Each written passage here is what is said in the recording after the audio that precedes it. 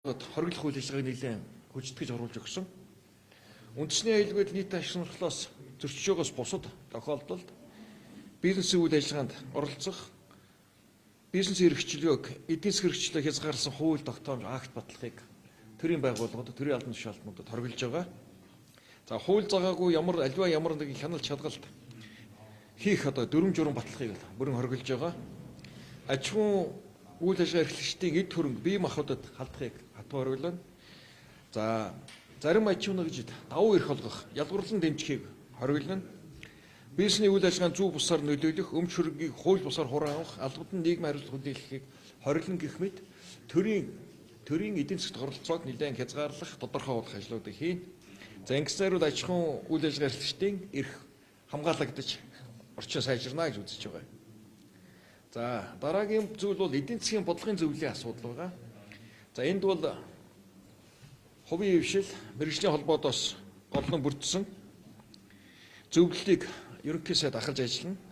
Энэ бол аливаа хууль тогтоом захиргааны акт боловсруулахад заавал хувийн хвшлийн санал оролцоо, хууль бус үйл ажиллагаатай холбоотой гомдол саналыг нэгтгэж шийдвэрлэх ийм зохицуултууд орсон. Ингэснээр төр хувийн хвшлийн зөвлөлт механизм бий болно гэж үзэж байгаа. Өнөөдрийн байдлаар Монгол улсад бизнес үйл ажиллагаанд 200 гаруй хуулиар зохицуулт хийж байгаа. Үүн дотор гадаадын хөрөнгө оруулалт хязгаарласан 40 гаруй хуулийн зохицуулт үйлчилж байна. За иймд энэ олон хууль зохицуулт хязгаарлалтыг энэ эдийн засгийн эрхчлэлийн тухай хуулиар нэлээд зохицуулж бизнесийн суур зарчмуудыг хамгаалж өгнө гэсэн үг. За цаашаа. За хуультай холбоотойгоор хөрөнгө оруулалтын тухай хуульд нэмэлт өөрчлөлтийг оруулахаар тусч байгаа. За энэ дээр гадаадын хөрөнгө оруулалтын статистик гаргаад байгаа. За гадаадын хөрөнгө оруулалтын яг өнөөгийн голлох байдал 2011-12 оны хамгийн өндөр өсөлтөөр эдийн засаг 15% өсдөг үе. Энэ бол оюутан хөрөнгө оруулалт энэ хэсэг болоо. Хамгийн өндөр гадаадын хөрөнгө оруулалт татсан үе эдийн засаг 15% өссөн. За ингээд дараа хямралын үе. За ингээд өнөөдрийн байдлаар гадаадын хөрөнгө оруулалт энэ төвшин 3.7 орчим тэрбум доллар дээр 2025 оны бүсээр хандж байна. Тэгээд нэг зүйл анзаарахад энэ долларын цэнхэр буюу хөрөнгө оруулалтын гадагшлах урсгал энэ үед оюутан хөрөнгө оруулалт ийд итгэж энэ Монгол мэдэж ирсэн бол сүүлийн хөрөнгө оруулалтын гадагшлах урсгал хөндөр 2.1 тэрбум долларын оюутан хөрөнгө оруулалт орсон боловч буцаагаад 1.5 тэрбум буцаагаад гарчжээ гэсэн үг. Тэгэхээр бидэрт эдийн засгийг итгэх, тэлэх, валютын шиг доктортой бий болгох, эдийн засгийг дотоодны бүтээн нэмэгдүүлэхэд гадаадын хөрөнгө оруулалт онцгой чухал байгаа. Энэ гадаадын хөрөнгө оруулалт дээр тулгарч байгаа саад утгаарыг арилгах чиглэлээр гадаадын хөрөнгө оруулалтын энэ хөрөнгө оруулалтын тухай хуулинд өөрчлөлт оруулж байна. Цаашаа яваарай. За ингээд энэгээр гол зохицуулсан зохицуултууд хөрөнгө оруулалтын эрх ашигыг хамгаалах, гомдлыг шийдвэрлэх механизм маш сул гэдэг юм үнэлгээнүүд хийгдсэн. Тэгэхээр хөрөнгө оруулагчдыг хамгаалах, бодлого хангах юм зохицуултуудыг оруулж ирж байгаа. За төрийн байгууллагуудын шиг үүргүүд тодорхойгүй зарим асуудал үзмжээр хандж байгаа. Энэ дээр ирсэн асуудлыг тодорхойлох асуудал, за давхарцсан хяналт шалгалт. Сая мэргэжлийн хэлтийн газрыг татан болгосон толботоогоор иргэд аж ахуй нэгжээс маш их гомдлууд ирж байна. Ингээд төрийн яам болгонд салбарын хяналтууд тарсан. Ингээд нэг байгууллагаар ирэх хяналт ойр ойрхон давхарцсан ийм байдлыг үүсгэж байна. Энд өмнөх хяналтын мэргэжлийн ийм нэгдсэн хяналтыг бий болгох нь зайлшгүй болж байгаа талаар зохицуулж байгаа. За хөрөнгө оруулалтыг хязгаарласан хоригдсан зохицуултыг 40 гаруй зохицуултуудаас нэлээд олон зохицуултыг энд оруулж зөөлөх, хүчингүй болгох асуудлууд орно. За шүүхийн процесс шийдвэр гүйцэтгэлдээ нэлээд асуудал удаан байгаа.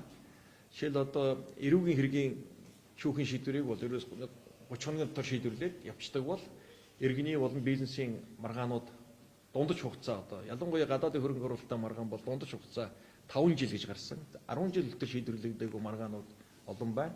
Энэ маань манай гадаадын хөрөнгө оруулалтын орон зайг нэлээд муутгаж сөрөг ийм үзүүлэлтүүдийг үзүүлж байгаа ийм зүйл байна. За таашаа. За хөрөнгө оруулагч нараас энэ хууль маань 3 гол нэмэлтийг хийж байгаа. хөрөнгө оруулагч нараас төрийн байгууллага төрийн албан тушаалд гарсан гомдлыг хүлээн авч судалж гомдлыг барагдуулах талаар төрийн нэгдсэн юм тогтолцоог бий болгоно. За энд ямар нэгэн шинээр төсөвт оронтой төсөв байгууллага нэмэгдэхгүй юм тогтцуулж явж байгаа. За төрийн захиргааны байгууллагуудын чиг үүргүүдийг нэлээд тодорхой болгосон. Ялангуяа энэ хөрөнгө оруулалтын газар, хөрөнгө оруулалт нэгдсэн статистик мэдээлэл хариуцж байгаа газар, хөрөнгө оруулалтын нэгдсэн төлөлтөд хийж байгаа гадаадын хөрөнгө оруулалт нэг цонхны үйлчлэгээ дэргээд энэ тийм салбаруудаас харинсан давхарцсан чиг үүргүүдийн нэлээд зэгсгэлүүдийг хийн. За цаашаа. За маргаан хамгийн гол гадаадын хөрөнгө оруулалтыг хязгаарлаж байгаа зүйл бол хөрөнгө оруулалттай холбоотой маргаан шийдвэрлэх асуудал нэлээд удаан байна. Шүүхийн шат амжлах өндөр хугацааг орж байгаа. Аль болох хилцээний замаар шийдвэрлэх ийм зохицуултуудыг тэр боломжийг бас энэ хуулийн төсөлд тусгаж өгсөн. Ингэснээр одоо хөрөнгө оруулалт бусаар хураан авах, дайчлахгүй байх зэрэг хамгаалтуудыг нийлээ оруулсан. Хөрөнгө хураан авах нөхцөлд зөвхөн одоо үндэсний аюулгүй байдалд яаралтай одоо онц байдал тогтсон үед нийтээр ашигын сонирхлын төлөө буюу тодорхой зохицуултын хүрээнд хөрөнгө дайчлах асуудал байна гэхээс бус. Нөхцөлд бол хөрөнгийн одоо эрхийг хамгаалах ажлыг нэлээд тусч өглөө.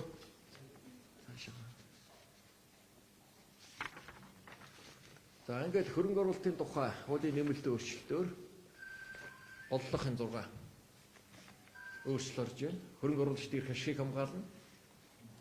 Гомдол шийдвэрлэх тогтолцоог одоо нэвтрүүлнэ.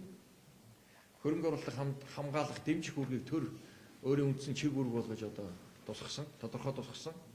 За засгийн газарт хөрөнгө оруулалт санал тавих, нээлттэй сонгогчлагруулалт зохион байгуулах юм эрхийг олгож байгаа. Хөрөнгө оруулалтын маргааны хилцээрийн замаар шийдвэрлэх болцоог бүрдүүлж байгаа. За хөрөнгө оруулалтын бодлогыг олон улсын сайн жишгийн дагуу сайжруулах олон зохицуулалт орсон. За уулуурхай банк санхүү харилцаа холбоо гэдэг манай стратегийн гол салбарт гадны төрийн үйлдвэрлэх компани хөрөнгө оруулалт тавих механизмыг улам төгс болсонгүй болгож одоо үндэсний аюулгүй байдлыг хангах, эдийн засгийн аюулгүй байдлыг хангах зарим бодлогуудыг туссан гэсэн иймэрхүү бүт зохион байгуулалттай хуулиудыг сая засгийн газраар хилцүүлээд дэмжлээ. Одоо улсын хурлд өргөн барина. За энэтэй холбоотой сая бид Монгол улсыг 2026-аас 2030 онд хөгжүүлэх 5 жилийн үндсэн чиглэлийг баталлаа. За мөн Евразийн эдийн засгийн холбоотой байгуулах гэрээг улсын хурл саяхан баталлаа. За ингээд эдгээр хуулийг өргөн барьсантай холбоотойгоор бид яамн дээр хэвлийн одоо хурал хийж дэлгэрэнгүй танилцуулгуудыг хэвлийн та бүхэд одоо өгөхөөр бэлдэж байгаа гэдэг. Удахгүй энэ ондоо багтаад урина гэдгийг хэлье. За баярлалаа. Нэгэн ийм томслуудыг эсэргүүцдэг одоо санхүүжилттэй шиш магадгүй төлөвлөлт дэш юм уу? Очоод захирлын сонсчтой уулзсан хатчихдаг. Энийг одоо энэ хуулийн дээр яаж хэвлэх вэ? Иргэн байдлаар явах юм уу яах вэ? Хоёрт нь осын шүүхтэй шилдэг ойлгоо эсрэг манай улс гэдэг энийг ингээд осын шүүх манад яасан гэж санагдсан. Одоо нэг манад хөрөнгө оруулсан байгаа гадны хөрөнгө оруулагч осын шүүхөөр шүүхэд чинь энэ дээр одоо жишээлбэл манай улстай яаж хандах вэ? Хамгаалах вэ? Хөрөнгө оруулагчаа. За энэ дээр хэлэх мэдээлэл алга хоёр аж ахуйн нэгжийн хоорондын шүүхийн маргаан явж байгаа гэж ийм мэдээлэлтэй, хэвлийн мэдээлэлтэй л байна. Энэ дээр Монгол улсын одоо асуудал, Монгол улсын хувьцаа эзэмшиж байгаа оюутлогын компанийн асуудал, туссан, орсон эсэх асуудлыг сайн мэдэхгүй байна. За энэ дээр ерөөс хамгийн гол зарчим бол өмчийн халдшгүй байдлыг хангаж байгаа. Гадна дотно гэхгүй өмчийн халдшгүй байдлыг төр хангана. Төр нэлээд өөртөө үүрэг авч төрийн байгууллага, төрийн албан тушаалтнуудад нэлээд том хязгаарлалтуудыг бүр хуульчлаг гэж байгаа. Энэ мөн эдийн засгийн суур хууль гэдгийг сайн ойлгох хэрэгтэй. Үндсэндээ эдийн засгийн өнгөрсөн 35 жил явсан чөлөөт эдийн засгийнхаа одоо өнгөрсөнд бид дүгнэлт хийгээд одоо цаашдаа энэ дүрмээр Монгол улсын бизнес эдийн засаг орчин явна. Ер нь хувийн хвшлээ хамгаалсан, хөрөнгө оруулалтыг хамгаалсан, төр өөрөөсөө олон эрхээ хувийн хвшлээ шилжүүлсэн суур хууль. Энэ суур хуулийн дээр бусад эдийн засгийн хуулиуд өөрчлөлтөд орж авна. Төрөний хэлдэг одоо зөвшөөрлийн хуулийн том багц асуудал орж ирнэ. За дагаад төрийн өмчийн асуудлууд, өмч хөвчлийн асуудлууд орж ирнэ. Худалдааны зохицуулалтын хуулиуд орж ирнэ. За даатгалын систем орж ирнэ. За банк санхүүгийн системийн торьсон хуулиуд орж ирнэ. энэ чуулганаас өмнө бид нэр 5 багц одоо хуулиа өргөн бариад тэгээд хавар ихэд эцлэн баталгаар ингэж ажиллах болно. Түрүүний парламентын үед хөрөнгө оруулалтын тухай хууль гадаадын хөрөнгө оруулагчийг одоо юу гэдгийг хэдэн ямар хэмжээний мөнгө оруулснаар хөрөнгө оруулагчийг тодорхойлно гэсэн нэг тийм босго байсан шүү дээ. Нэг 100 мянган долларын босго байсан тий. Одоо энэ байгаа мó өмнө яг нэг унжсэн хөрөнгө оруулалтын хууль зөвсгсөн байсан тэр асуумжууд юу гэдэг. Тэр тоо хөндөөгүй.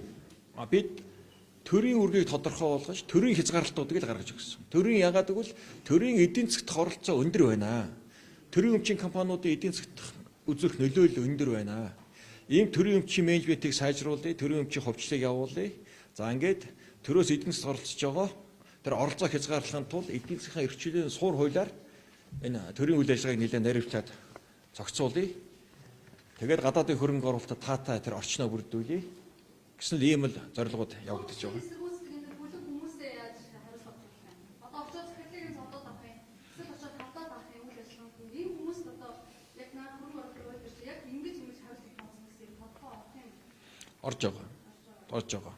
Ерөөсөө л хөрөнгө оруулалт бизнесийн эрх чөлөө, хөрөнгийн халдшгүй дархан байдлыг бизнесийн нэр хүндийг хамгаалах асуудал орж ирж байгаа. Гол нь тэр. Ингээд нэг талаас бас хэвлэл мэдээллийн байгууллага нэг талаас ингээд урсгал сөрөг урсгал нэг талын мэдээ тавьчихдаг. Нөгөө тайлбар тавих мэтгэлцэх эрхийг хангахгүйгээр нийгэмд төрөгдүүлсэн мэдээлэл үүсчдэг. Энтэй холбоотой тэр заалтуудыг оруулах болно. За.